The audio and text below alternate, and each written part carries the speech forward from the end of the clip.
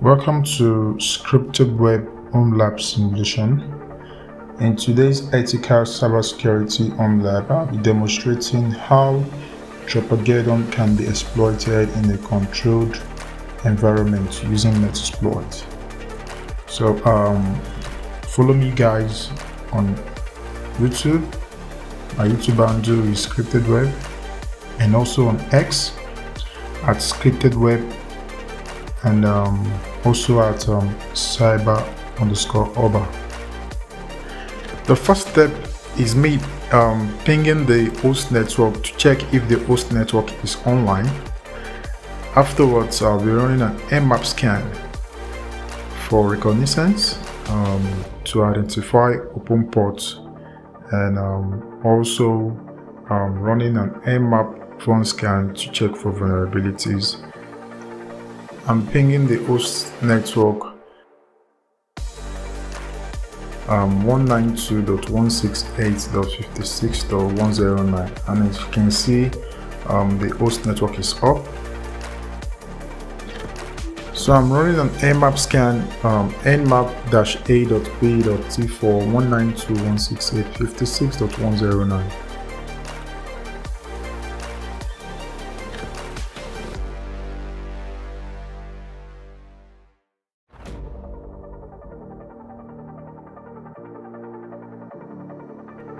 So I'm running an Nmap VON scan to check for and to identify vulnerabilities on the open ports.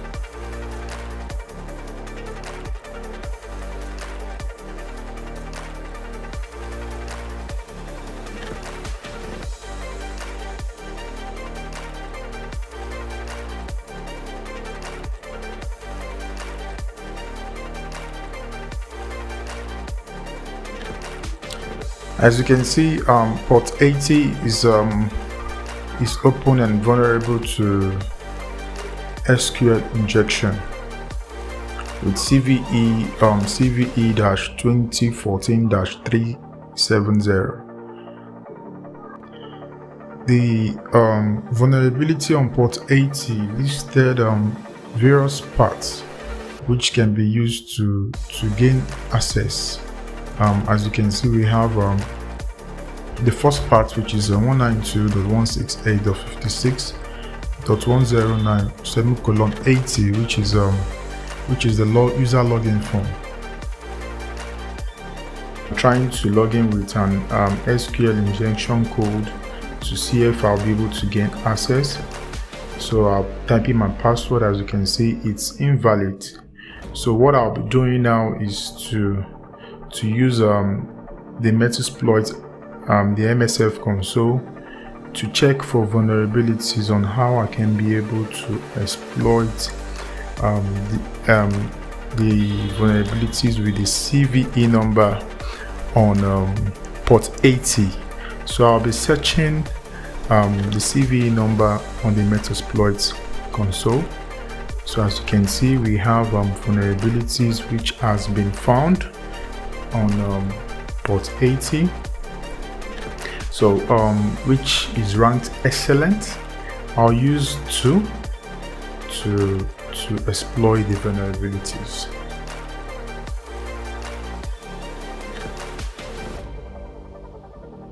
Pressing show payloads to show all the payloads.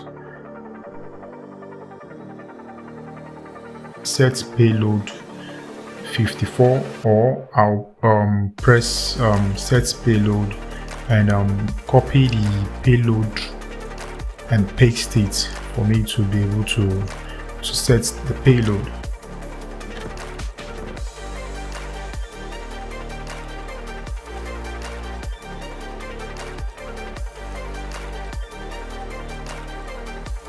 So set arrow host to 192.168.56.109.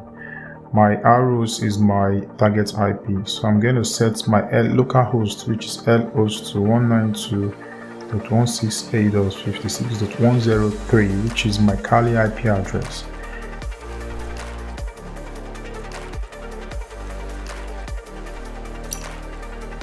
So I'm going to show all options, to see if my arrows is set, my LOs is set, before I'll be able to run my exploit. Exploitation has succeeded, and we have established a Metasploit section in our authorized home environment.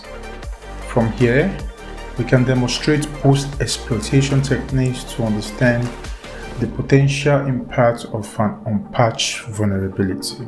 As you can see, is saying www.data. So I'll be copying the username and password and pasting it on my notepad for me to be able to copy and paste on the web browser to see if I'll be able to log in on the web portal.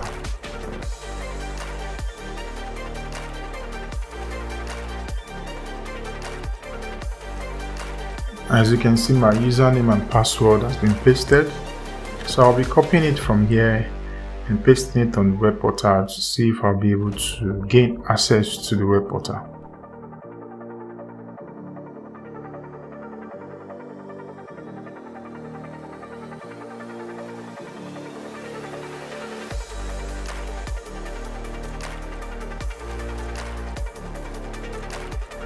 That's nice.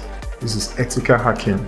So as you can see, I'll be changing the username to something else, so I'll be able to log in with my own preferred username and password. So I'll be using whitehat12 with my password. I'll be putting the current password, changing the email address to my own email address, which is whitehat@white.com, and I'll be setting my own password. As you can see, my password has been set and confirmed. The password has been confirmed.